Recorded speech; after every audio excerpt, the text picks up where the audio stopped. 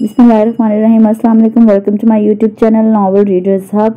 हम यहाँ पढ़ रहे थे फरत इश्तियाक का मुकम्मल नावल चलो तोड़ो कसम इकरार करें। हमने इसका एक हिस्सा पढ़ लिया है, आज हम उसका पढ़ेंगे दूसरा हिस्सा। चलिए स्टार्ट करते हैं।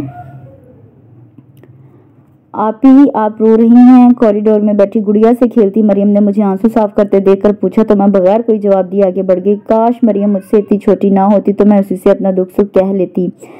मैंने स्टडी में कदम रखते हुए सोचा। वो पहले से वहां मौजूद कंप्यूटर पर गेम खेल रहा था। मुझे देखकर उठा, टेबल के सामने कुर्सी घसीट कर बैठ गया। मैं भी उसके मुकाबले कुर्सी संभाल कर बैठ गई। 15-20 मिनट वो मुझे मैथ समझाता रहा और फिर ये कहता हुआ खड़ा हो गया कि अब एक एक करके इस एक्सरसाइज के सारे सवाल हल करो, और खुद दोबारा गेम खेलने लगा। बहुत देर तक कोशिश करने के बावजूद भी मुझसे एक सवाल भी हल ना हो सका तो मैं रूहानी आवाज में बोली, उमर मुझसे नहीं हो रहा। क्यों नहीं हो रहा? अभी इतनी अच्छी तरह तो मैंने समझाया है। मैं झुंझुलाई हुई आवाज समेत मेरी तरफ घुमा और मुझे घूरता हुआ कंप्यूटर के सामने से उठाया।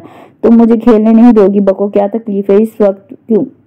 क्योंकि उसी के रहमो करम पर थी इसलिए कुछ कह भी ना सकी। खेलो मरो, मेरे ऊपर एहसान करने की क्या जरूरत है? पता था शिकायती टट्टू बाद में मम्मा और दादी को एक ही 10 लगाकर सुनाएगा, जवाबन मेरी इज्जत अफजाई होगी।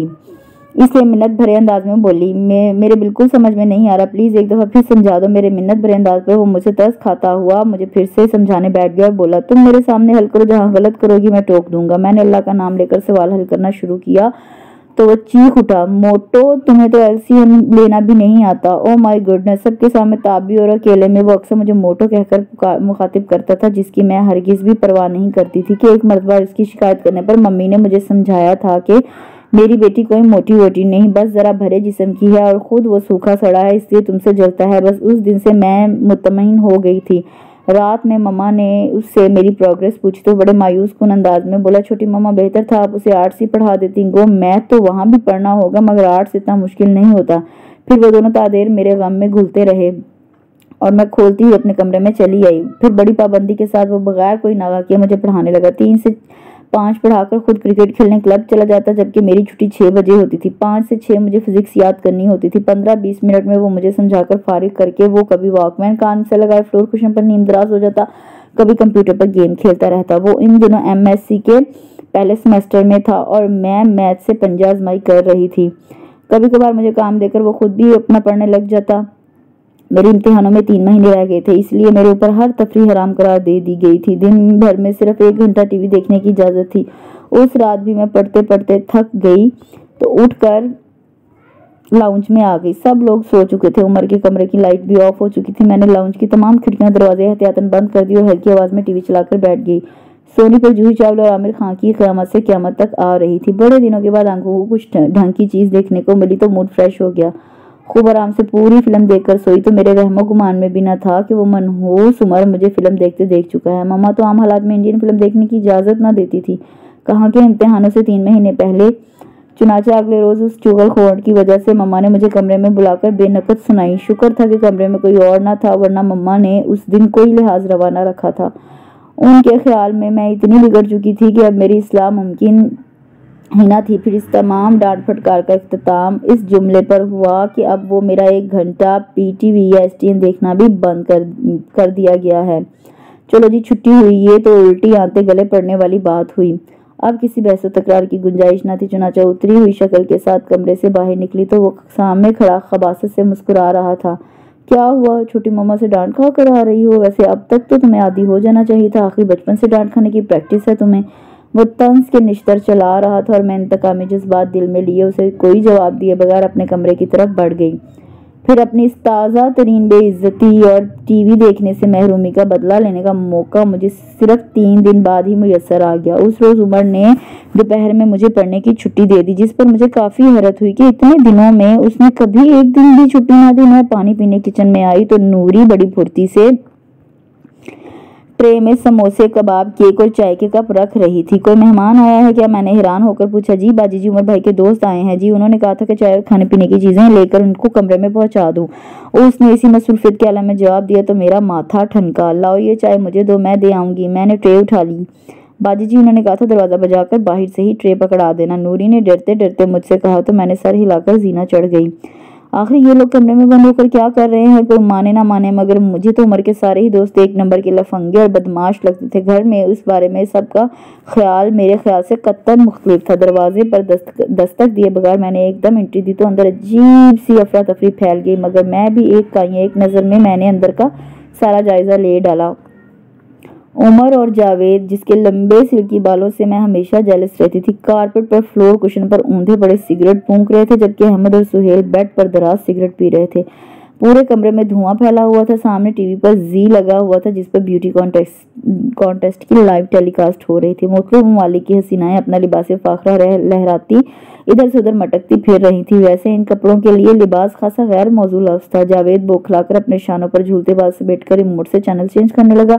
अहमद और सुहेल ने सिगरेटें एस्ट्रे में मसल दी। उमर एक लम्हे को तो भुखला गया, मगर अगले पल दांत पीसते हुए गुर्रा कर बोला, क्यों आई हो तुम? मैंने उसका लहजा नजरअंदाज किया और ट्रे वही कारपेट पर रखकर बोली, तुम लोगों के लिए चाय लेकर आई हूँ। और फिर बड़े इत्मीनान से कमरे से बाहर निकल आई। अपने कमरे में लेटकर मुझे खूब हंसी आ रही थी। कैसे सब एकदम बौखला गए थे। मेरी मुदाखलत से उन लोगों का प्रोग्राम तो चौपट हो गया था और मुझे बहुत मजा आ रहा था। जिंदगी में पहली मर्तबा उमर को जिच करने में कामयाब हुई थी, और ये कामयाबी कोई छोटी मोटी कामयाबी ना थी। अब जब मैं उसकी असलियत सबको बताऊंगी तो उसकी हालत क्या होगी। मैं चश्मे तसव्वुर से खुशगवार और रूह परवर नज़ारा देख रही थी। शाम में डैडी को मैंने ऑफिस से आते ही पोर्च में रोक लिया और उमर के आज के करतूत के बारे में बताया, तो उसकी स्मोकिंग का सुनकर उन्हें काफ़ी ज़्यादा गुस्सा आ रहा था। उनका इरादा उसे शायद अकेले में सरजश करने का होगा, मगर मैं उनके साथ चलती उनके बेडरूम तक गई और उन्हें इस बात पर आमादा करके ही छोड़ा कि वह सबके सामने उसे डांटेंगे। उमर तो अपने लफंगे दोस्तों के साथ उसी वक्त कहीं चला गया।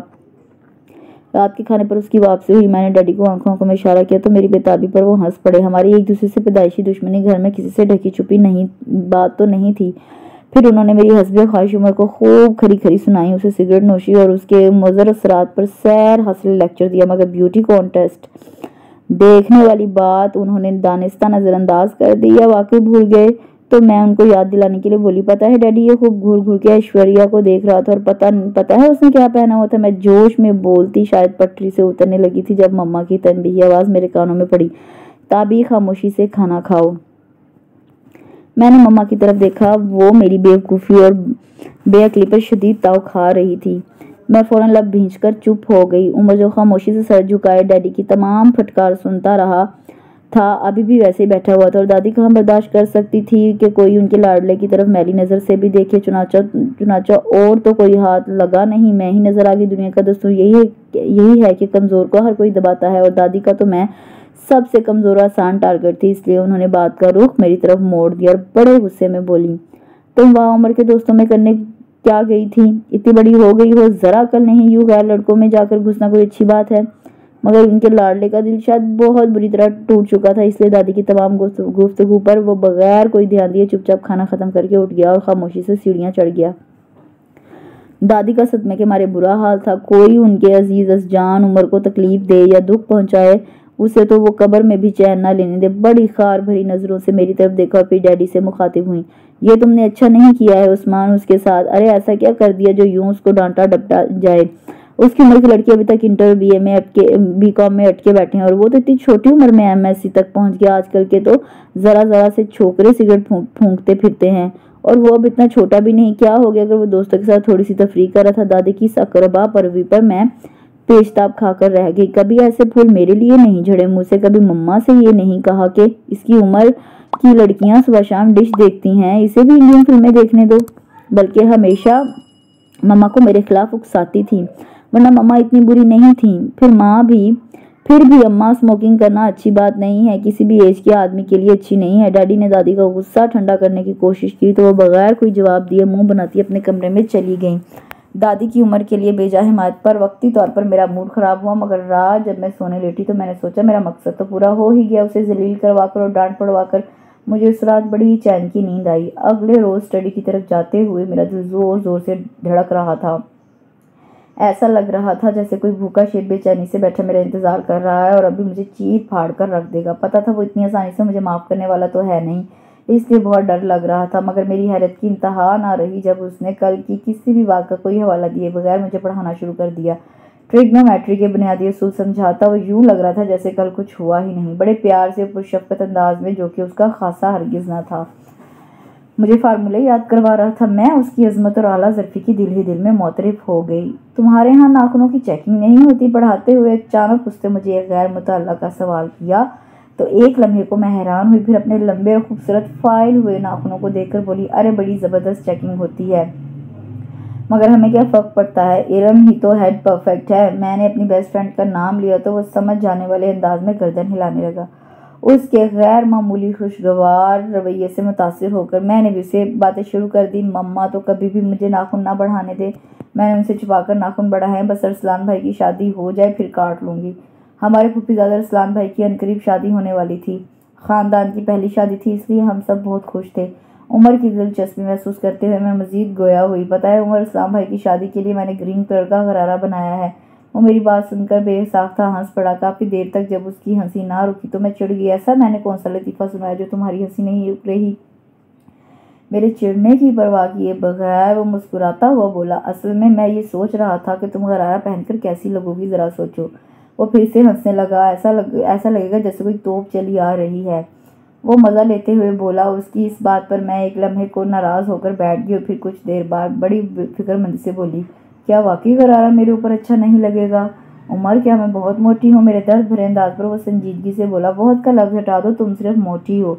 उसकी बेनियाजी पर मैं गमज़दा होकर बोली, मैंने मम्मा से ज़िद करके गरारा बनवाया है और मम्मा ने भी वादा किया है कि बावजूद इम्तिहानों के वो मुझे अरसलान भाई की शादी के हर फंक्शन पर जाने देंगी। मैं बहुत फिक्रमंद हो गई थी कि गरारा मेरे ऊपर अच्छा नहीं लगेगा, मगर मैं जानती ना थी कि ये गरारा पहनना मेरी किस्मत में लिखा ही नहीं गया। अगले ही दिन मम्मा ने नेल कटर से अपने सामने ही खूब अंदर तक धंसवा कर मेरे नाखून कटवाए तो मैं हैरान रह गई कि इन्हें कैसे पता चला। फिर उसके बाद अरसलान भाई की शादी के किसी भी फंक्शन पर मुझे ले जाने से मम्मा ने साफ इनकार कर दिया। इम्तिहान सर पर हैं और तुम्हें फंक्शंस की पड़ी हुई है। मैंने मम्मा को उनका वादा याद दिलाना चाहा तो वो बड़ी नाराज़गी से बोली, ठीक है मैंने कहा था, मगर मुझे ये मालूम नहीं था कि तुम्हारी अभी तक ज़रा सी भी तैयारी नहीं है। फिज़िक्स के 4 चैप्टर बगैर हाथ लगाए ऐसे ही रखे हैं, कुछ संजीदा हो जाओ पढ़ाई में। और फिर मैं रोती रह गई, मगर किसी ने मेरे ऊपर रहम ना खाया। उमर तो आग लगाकर फूफो के घर चला गया था और शादी के तमाम फंक्शंस ख़त्म होने तक वहीं रहा। उस कमीने ने कैसा भरपूर बदला लिया था मुझसे। हमारे ख़ानदान की पहली शादी और मैं उसमें शिरकत से महरूम रह गई थी।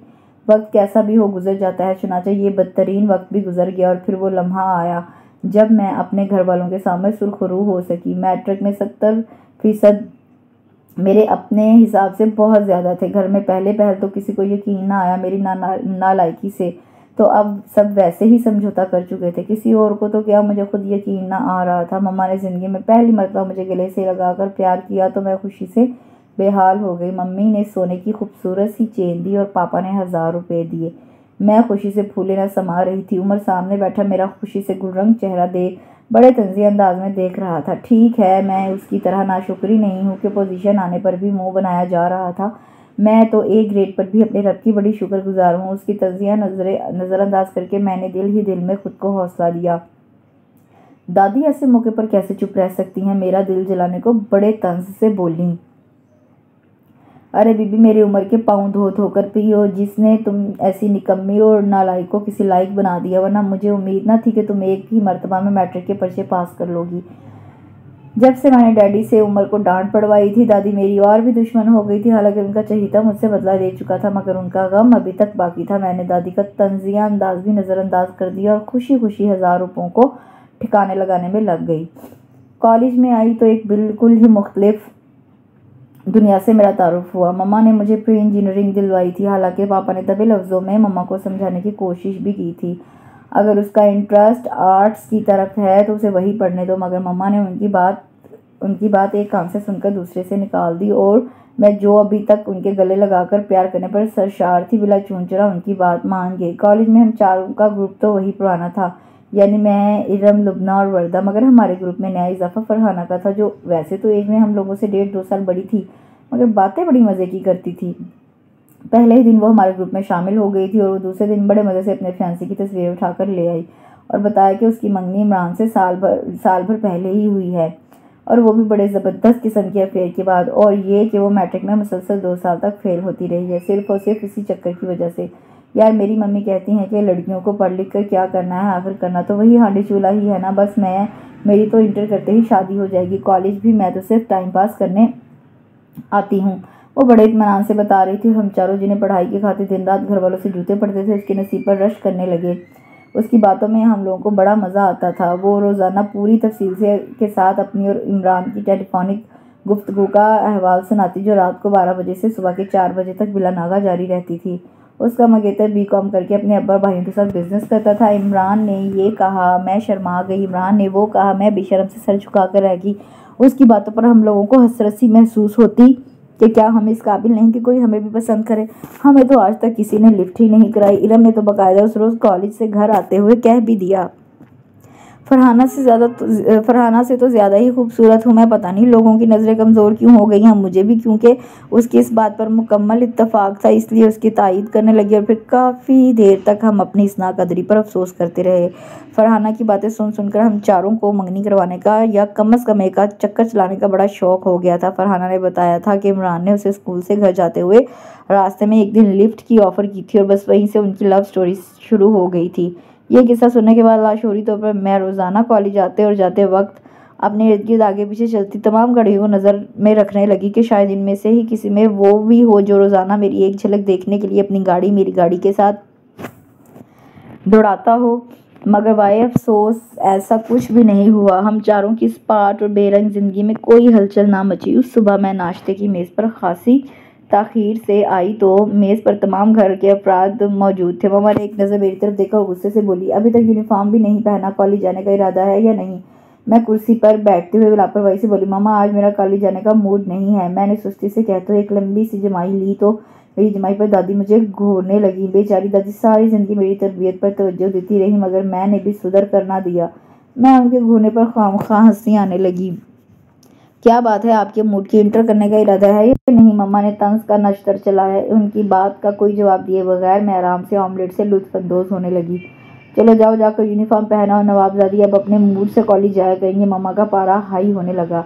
क्या है मम्मा, मुझसे नहीं होती इतनी मुश्किल पढ़ाई। फिजिक्स पढ़ो, केमिस्ट्री रटो, फिर मैथ के साथ सर खपाओ। फ़ायदा इस सारी मगजमारी का आखिर करना तो वही हांडी चूल्हा ही है ना। मैंने अपने तौर पर बड़ी संजीदा बात की थी मगर पता नहीं क्यों उमर को खामखा खांसी होने लगी थी और डैडी ने अपने लबों पर मचलने वाली बेसाख्ता मुस्कुराहट का गला घूंटते हुए अखबार चेहरे के आगे फैला लिया था। मम्मा खामोशी से मुझे घूर रही थी और उनके घूरने की वजह समझने से मैं कासिर थी। शाबाश है, इस बेहयाई की कसर रह गई थी, चलो वो पूरी हुई। दादी ने गुस्से और तंज के मिले जुले अंदाज में कहा तो मैं उनके नाराज़ होने पर हैरान सी बैठी रह गई। क्यों, मैंने ऐसी क्या बात कह दी है? मेरी क्लास में आधी से ज़्यादा लड़कियों की इंगेजमेंट हो गई और सबकी शादियां इंटर करते ही हो जाएंगी। इंगेजमेंट का जिक्र बड़ी हसरत से किया तो उन्हें क्या फ़ायदा होगा इतने मुश्किल सब्जेक्ट पढ़ने का? शादी के बाद उनकी सास थियोरी ऑफ रिलेटिविटी तो नहीं सुनेंगी ना। मैंने बड़ी बेनियाजी से बात मुकम्मल की। मम्मा और दादी के अलावा मेज़ पर मौजूद तमाम लोगों के चेहरों पर मुस्कुराहट थी। औरतों और मरियम भी, जो अब खैर से 9 साल की हो गई थी, वो भी हंस रही थी।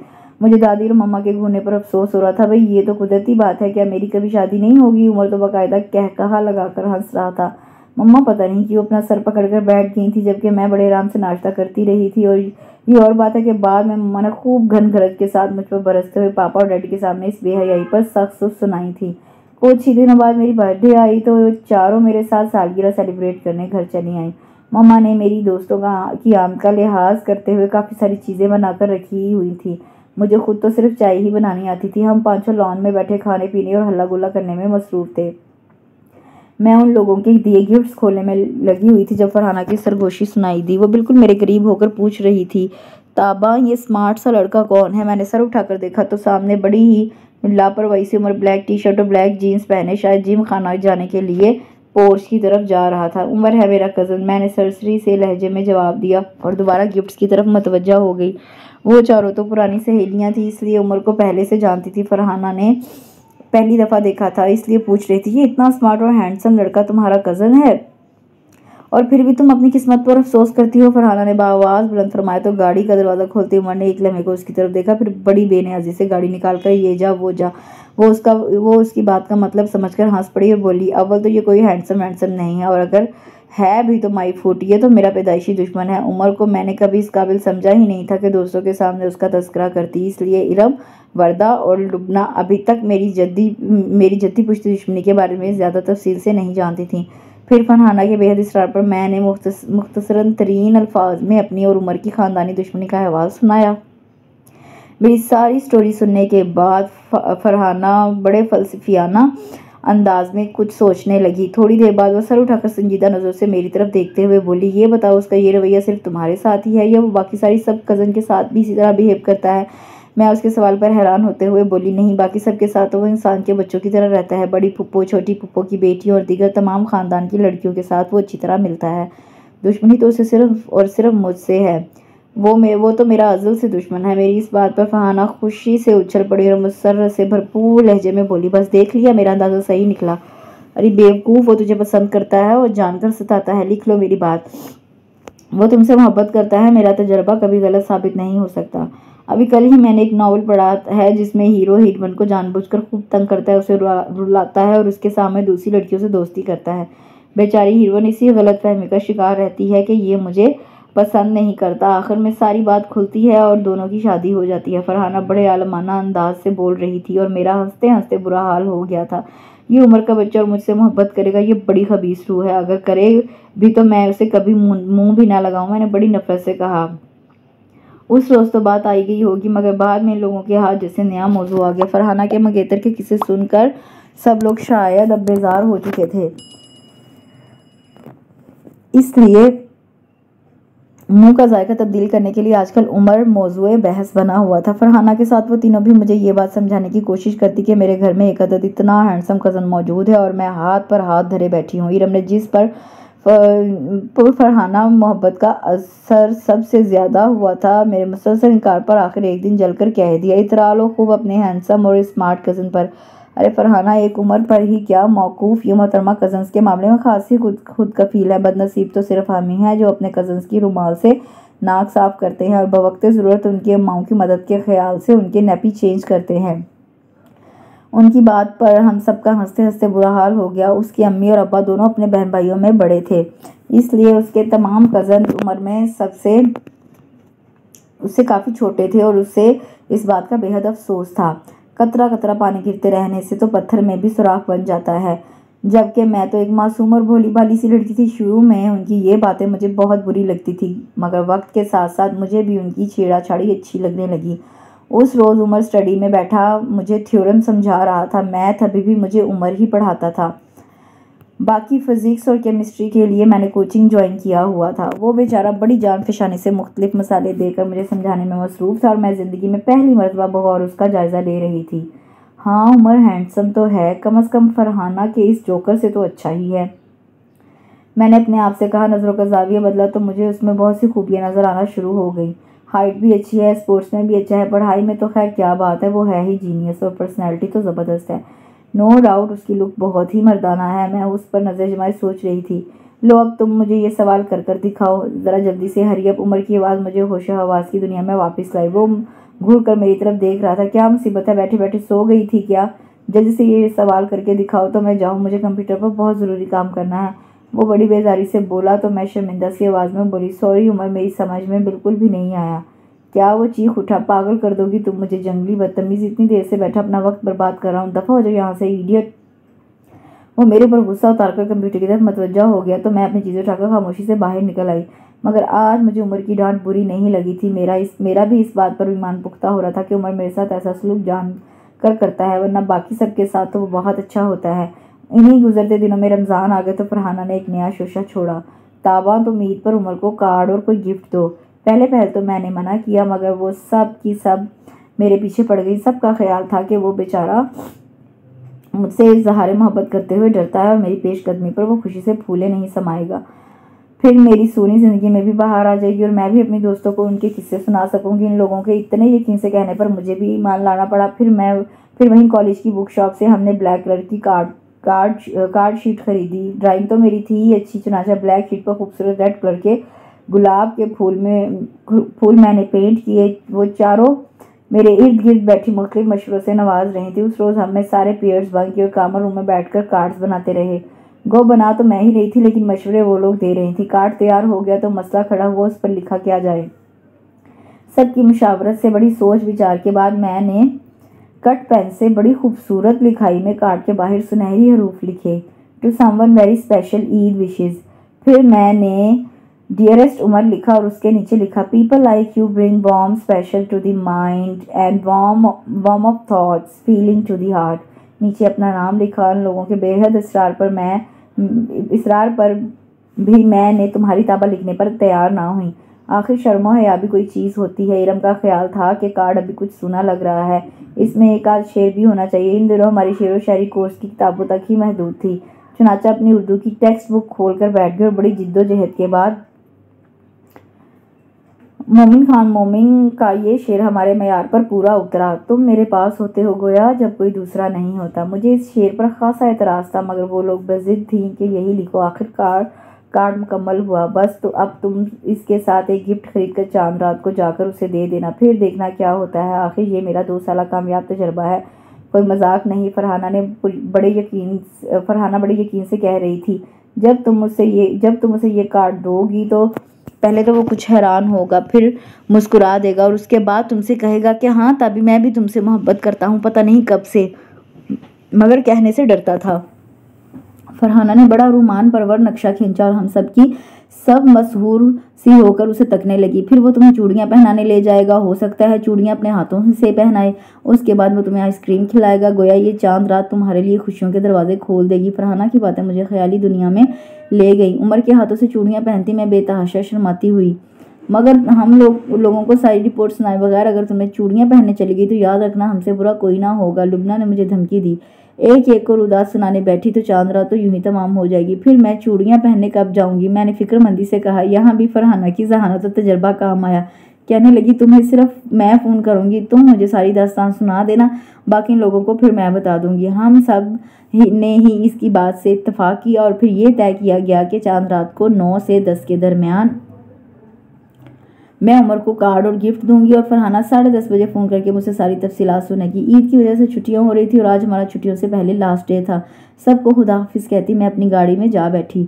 रास्ते में ड्राइवर से गाड़ी रुकवाकर उमर के लिए गेम्स की सीडी खरीदी। इन दिनों मेरी पॉकेट मनी मुझे इस बात की इजाज़त न देती थी कि मैं कोई कीमती परफ्यूम या कलम उसे तोहफे में दे सकती।